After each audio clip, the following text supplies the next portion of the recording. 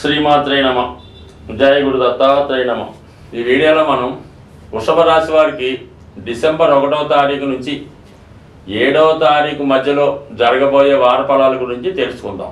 మరి ఈ రాశి వారికి ఈ వార ప్రారంభంలోనే శుక్రుడు భాగ్యస్థానంలోకి మారడం జరిగింది. అంటే డిసెంబర్ 2వ తారీఖు నుంచి శుక్రుడి యొక్క అనుగ్రహం ఈ రాశి వారి మీద సంపూర్ణంగా ఉండడం వల్ల ముఖ్యంగా ఈ రాశిలో ఉన్నటువంటి స్త్రీలకి ఒక విధంగా వివాహ ప్రయత్నాలు ఫలించే అవకాశం ఉన్నది.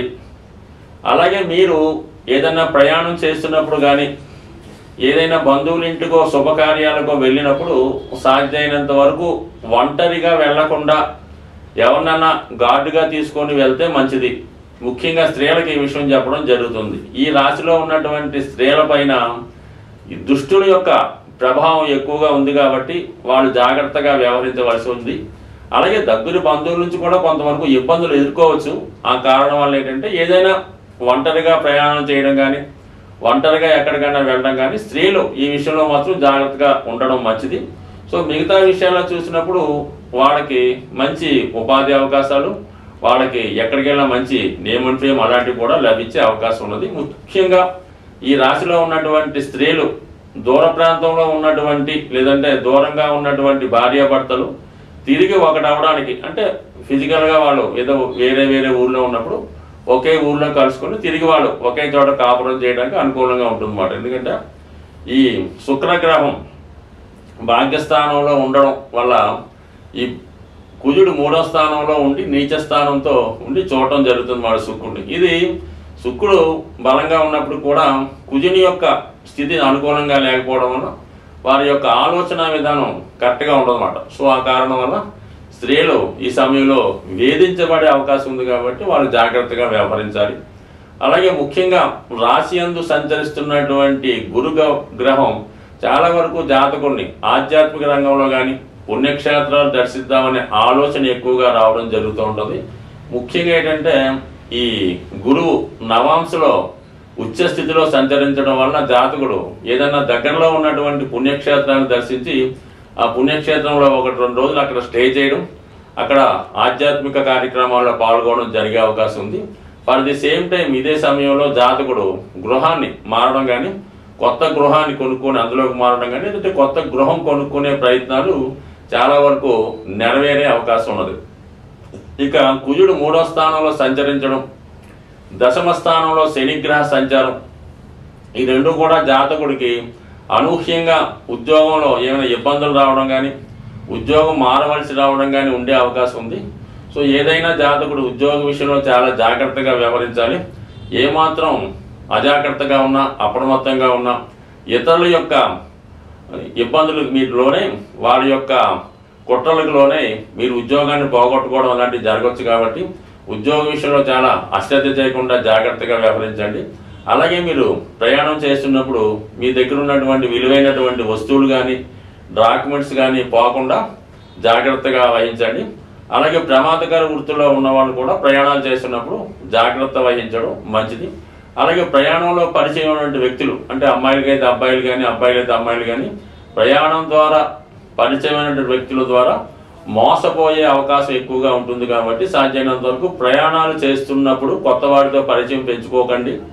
అలాగే వాళ్ళతో ఎటువంటి లావాదేవీలు కూడా చేసే ఆలోచన వద్దు. సేమ్ ప్రయాణాలే కాకుండా ఫోన్ ద్వారా కానీ సెల్ ఫోన్ ద్వారా కానీ వాట్సాప్ కానీ ఫేస్బుక్ ద్వారా పరిచయం లేని వారితో మాట్లాడడం, ముఖ్యంగా వీడియో కాల్స్ చేయడం అనేది చాలా ప్రమాదకరంతో కూడుకున్నటువంటి విషయం. కాబట్టి ఈ విషయంలో జాగ్రత్త వహించడం మంచిది.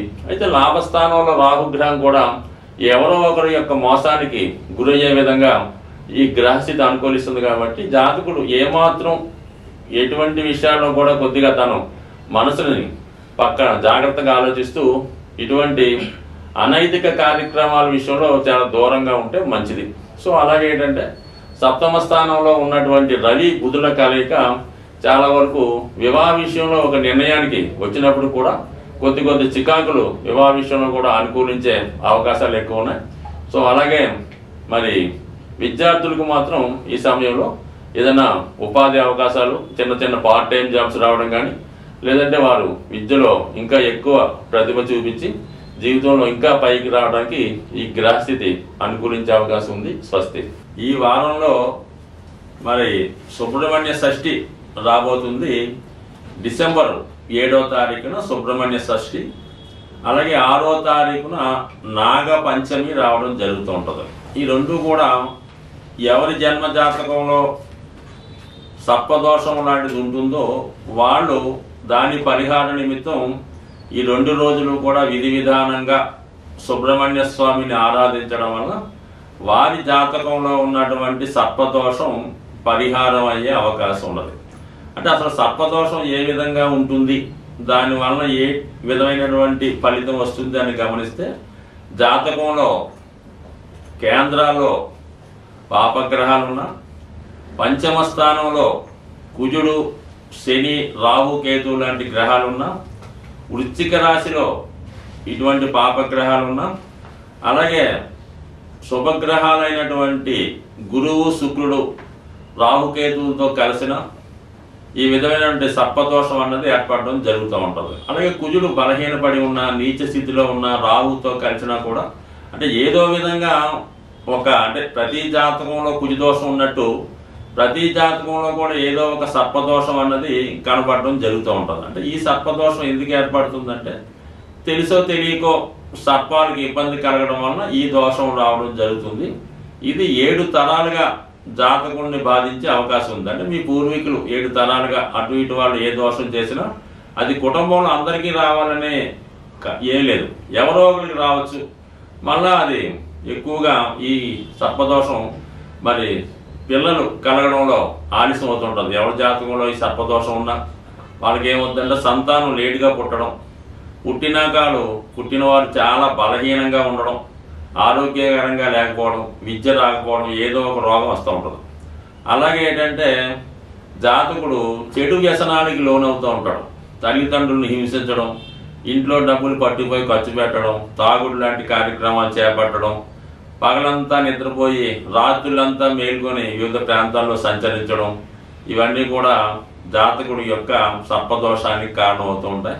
ప్రస్తుతం రుణ బాధలు ప్రతి జాతకుడికి కూడా, అంటే ఎవరైతే ప్రస్తుతం రుణ బాధలతో ఇబ్బంది పడుతున్నారో, అంటే రుణ బాధలు అంటే ఏదో ఇల్లు కట్టుకొని హౌసింగ్ లోన్ తెచ్చామండి, కారు కొనుక్కొని హౌసింగ్ లోను, అమ్మాయికి పెళ్లి అది రుణ బాధలు కాదండి. మీరు ఏదన్నా వ్యసనానికి లోనై ఏదో ప్యాకెట్ డబ్బులు పోగొట్టుకోవడం, ఆన్లైన్లో డబ్బులు పోగొట్టుకోవడం, ఉద్యోగంలో డబ్బులు వాడేసి యజమాని డబ్బులు వాడేసి అది బాకీ పడడం అనేది రుణం తప్ప, మన బాధ్యత కోసం పిల్లల్ని చదివించడానికి, తల్లిదండ్రులను వైద్యం చేయడానికి అప్పు చేయడం అంటే ఆ అప్పుల బాధలు మీకు నష్టం లేదు, దానివల్ల మీకు పెద్దగా ఇబ్బంది ఉండదు. ఈ విధంగా మీరు వ్యసనానికి లోనై స్త్రీలకి డబ్బు వ్యసనం పెట్టడం, ప్యాకెట్ ఆడడం వల్ల చాలామంది అప్పుల పాలు అవుతుంటారు. అది అప్పుల పాలు అవడం వాళ్ళు ఎక్కువ ఇబ్బంది పడుతుంటారు. అటువంటి వాళ్ళు ఈ నాగపంచమి, సుబ్రహ్మణ్య షష్ఠి రోజు విధి విధానంగా వీలైతే ఉపవాసం ఉండి సుబ్రహ్మణ్య స్వామి ఆలయాన్ని దర్శించి మరి విధి విధానంగా స్వామిని పూజించుకోవడం, అంటే ఏదో ఒక్క రోజు చేయడం వల్ల సరికాదు. ఆ రోజు ఒక దీక్షగా మనం ఈ రోజు నుంచి ఈ నియమం పాటించాలనుకొని కంటిన్యూ చేసుకుంటూ దగ్గరలో ఉన్నటువంటి సుబ్రహ్మణ్య క్షేత్రాన్ని దర్శించడం వల్ల ముఖ్యంగా సుబ్రహ్మణ్య స్వామికి బెల్లం పానకం, చెరుకు రసం, తేనె, పాలు, అలాగే చలివిని నైవేద్యంగా పెట్టి విధి విధానంగా పూజించడం వల్ల కంపల్సరిగా మీకు సర్పదోషం తొలగి మీరు మీ కుటుంబం అంతా సంతోషంగా ఉంటారని ఆశిస్తూ స్వస్తి.